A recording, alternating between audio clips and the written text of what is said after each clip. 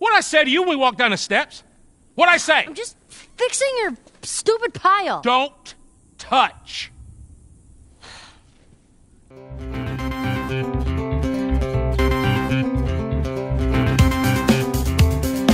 Alright gamers, you're watching a new episode of What You Gaming On, the show where we start every episode by asking you, the viewer, the listener, what are you gaming on? If you want your answer to be featured in an upcoming episode of What You Gaming On, make sure to leave a comment on this video, any of my social media, or at my email, and tell me the game that you've been playing, what you like about it, what you don't like about it, and your answer will be featured in an upcoming episode of What You Gaming On. We have a response again from one of our listeners, Liko Lotad. He's talked with us before, and he's talking with us again, and he's talking about that he was streaming himself playing Mario 64 from beginning to end. He says, "The last time I beat that game was 2 years ago on the N64, and that was the second time I 100%ed it. I've been playing Mario 64 since I was 4 and have beaten it multiple times across multiple different versions. It's one of my favorite games ever and constantly vies for my favorite 3D platformer spot against Mario Galaxy 1 and 2. Regardless of whether or not it's my favorite though, the fact that a game from 1996 can compete with games coming out nowadays and still come out the other side as preferable experience, to me says a lot. It's dated, don't get me wrong, but in a very classic way." And I have to agree with you. I definitely think one of the better platformers that I've played out there is Mario 64. It was really kind of a genre-defining game when it came out on the N64, and I still even think the N64 is one of the better consoles that has come out in our generation. Not our specific generation of gaming where we are now, but just in our generation, in our lifetime. I think the N64 is definitely one of those systems that was definitely on top. But I do have to confess something, that as much as I want to like games like Mario 64 or any of the 3D platformers like Crash Bandicoot or Yooka-Laylee or any of the, the very whimsical, the very fun and goofy 3D platformers, I have to admit that I think I like the idea of them more than I actually like the games. Don't get me wrong, there's nothing wrong with these games. Every time I've picked them up, I put them down fairly quickly, and I never really get into it. And that's really sad because that kind of limits me to playing really, games that are very, very well renowned, like Mario 64 or like Spyro. They just put out a Spyro remaster for the PS4, and I think it was just the PS4. I don't know if they put it on the Xbox One. They probably will at some point. They did the same thing with Crash Bandicoot. They came out with a complete, not even a remaster, like a... it's not a remake, but it was definitely more than a remaster of Crash Bandicoot on the PlayStation 4, and I got it because, I remember the trailers for Crash Bandicoot back in the day, and they kind of redid those for the upcoming release of the new one, where it was this dude in a Crash Bandicoot mascot costume, working out, and I love those commercials. But playing the game, I played it for a little bit, I put it down, and I just haven't wanted to pick it back up. It's not... Those 3D platformers, they just aren't the games that I'm really into. But on the other hand, of kind of evolved platformers like Uncharted or like even Batman the Arkham series, which is the video we put a comment under, was Batman Arkham. I do enjoy those games, and I guess it's less that it's not that I dislike platformers, it's that I prefer environmental puzzles like that, but also that have a little more of a story behind them. Not just, we have to get from A to B, or we have to save Princess Peach from Bowser, or whatever the story is for these platformers. It's not as in-depth as I like my stories, so I kind of lean more towards environmental puzzle games like Arkham Asylum or any of the Arkham games, or like Uncharted. And I prefer those, but when it comes to those 3D platformers, they're just not my preferred game, and that's probably very heathenistic of me to say as a gamer, that these games, I don't actually like them all that much in reality. That I like the idea of them, I like that they're out there, I don't really have any interest in playing them. So listeners, let me know what you think of 3D platformers, especially like Liko Lotad is talking about Mario 64. What do you think of Mario 64?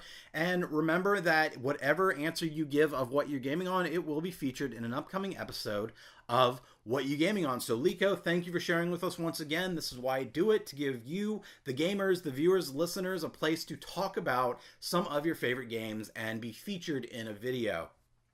So one of the games that I've been playing recently, I've been playing The Last of Us, and I actually started playing this because I was kind of getting a bug up my ass that I have another confession, is that for almost the entirety of my life playing video games, I've never played games above the easiest level of difficulty. So any of my favorite games that I've played, I've only played them in just the absolute easiest level, and I was kind of, feeling like, and it's because I didn't think I'd be good at them. I have to admit, it was definitely self-defeating of me to be like, I'm not good enough to play a game on normal mode. Well, I was fine. I was like, I've been playing games for almost 30 years.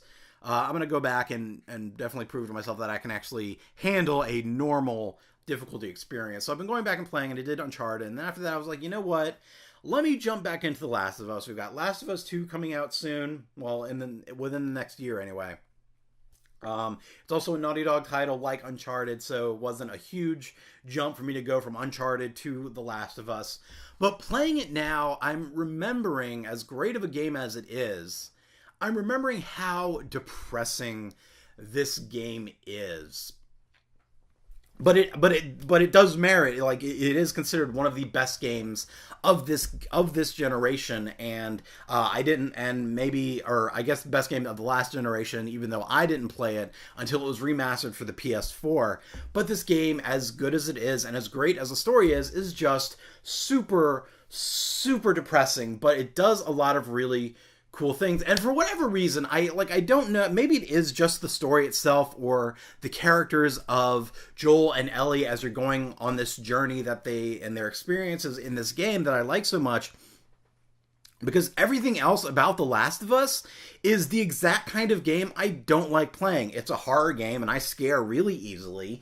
It's a survival game where all of my weapons have a very limited number of uses, so it kind of promotes that kind of scrambling and trying to figure out how to, do it, how to attack your enemies without dying, without running out of uses for your weapons. It's a very intense game. It's a very sad game. It's a very depressing game. Like, all of these things are things that keep me from playing other games, but for whatever reason, The Last of Us is a game that I love, and it's a great game, and it really does, in my opinion, merit the idea that it's one of the best games of its generation. And something else that they do really interesting with this game is the way that they present their zombies. It's not just a zombie survival game where it's basically, what are these? They're zombies. Why? Because science. And that's really all you're going to get from it. It's not The Walking Dead. It's not Dead. It's not Dead Rising. It's very unique in how they present their zombies. And the zombie, quote unquote zombie virus is actually something that is found in nature, and obviously not on the scale of humans as it is shown in The Last of Us, but on the scale of insects and plants. I'm not sure if it's a type of ant or if the virus only affects a certain type of ant, but it's kind of this zombie virus where the ant or the plant is infected by this kind of virus, and its number one goal in life is to spread that virus, to get others to do its bidding, to spread that virus to other insects, to spread that virus to other plants. And that's how the virus, and they basically translated that virus to what it would look like on humans, to where, like, the zombies that you come across, they aren't dead. They're not the living dead. They're just infected with this kind of zombie plant virus, and they're basically just plant zombies. It's a really interesting way that they promote that, and that they present their zombie in their zombie virus. It's very interesting. And that's definitely one of the things I love about it. But I do have something to say about it that I feel a lot of people might disagree with, and it's that The Last of Us isn't really a sad game, or at least the ending of The Last of Us isn't a sad ending. Going into the game, before I played it, all I heard about The Last of Us was how good it was, but it's so sad, especially the ending. The ending is just so sad, it's heartbreaking, and I was like, oh, okay, so when I played it, I was kind of gearing up for that, and then when I got to the end, I was waiting for my heart to be broken. Like, I didn't think the ending was necessarily a sad ending. So, just to give listeners, if you haven't played The Last of Us, if you haven't beaten The Last of Us, again, spoiler alert, but it's been out for a number of years. If you really wanted to know the ending, you should have played it by now, or at least looked it up. So, to just give you a recap, the story of The Last of Us is about Joel, this guy Joel, and this kid Ellie. And she is somehow, some way, immune to the virus.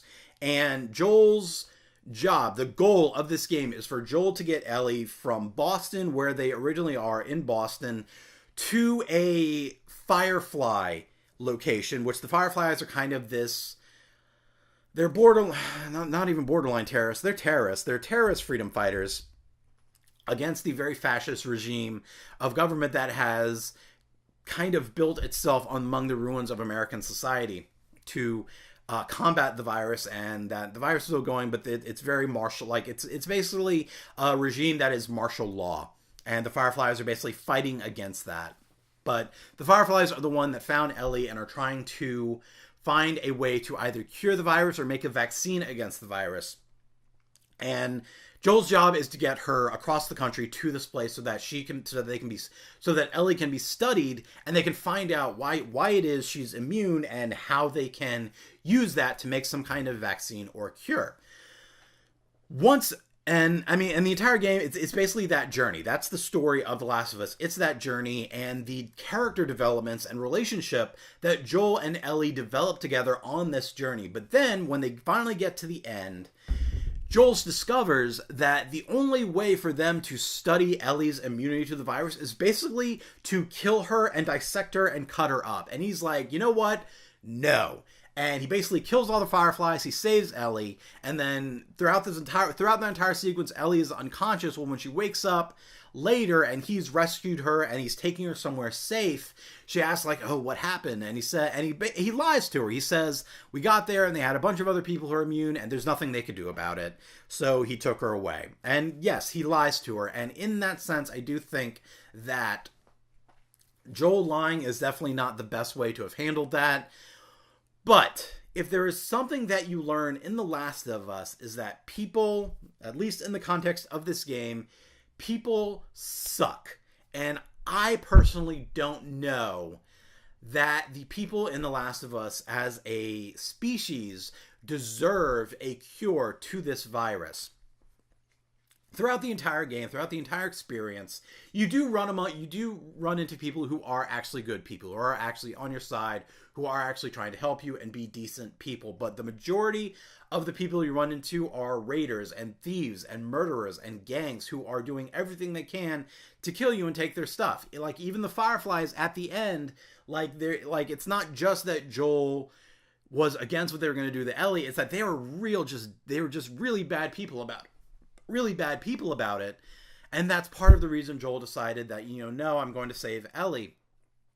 So yeah, I don't think that the people in The Last of Us, the humans in The Last of Us, necessarily deserve a cure or a vaccine to this infection. And personally, I think keeping Ellie alive in the world, because Ellie, despite just being a kid, she was incredibly mature for her age, and was a good person and wanted to help people as best as she could. And I think that the way to make the world in The Last of Us a better place is, part of that is keeping Ellie alive in that world. So because of that, I don't think the ending of The Last of Us is a sad ending. I don't think Joel lying to her was a good way to go about it. And I'm sure the repercussions or consequences of that lie are something that we're going to see explored in The Last of Us Chapter 2, which is coming out within the next year.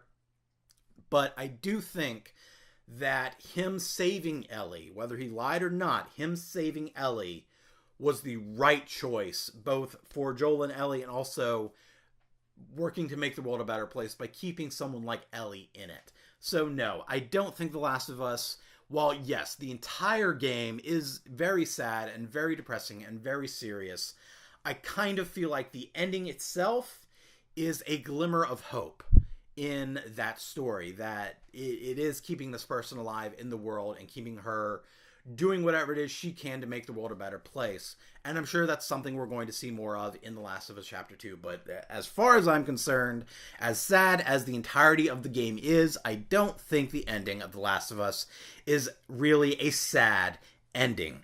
But that's my opinions on it. Now I would like to hear from you. What do you think of The Last of Us, the ending of The Last of Us, and what you think we might see in The Last of Us Chapter 2? Let me know in the comments and follow me on all the internets. If you want your answer featured in an upcoming episode of What You Gaming On, make sure to leave a comment in this video on any of my social media or email me what the game that you're playing, what you like about it, what you don't like about it, and your answer will be featured in an upcoming episode of What You Gaming On. Remember, if you like this video, to give it a thumbs up and share it around so others can join the conversation. If you want to read some of my written reviews of video games, Marvel movies, and TV shows, go to www.treyguillotine.com and subscribe to my channel to geek out some more. Thanks for watching, and have fun.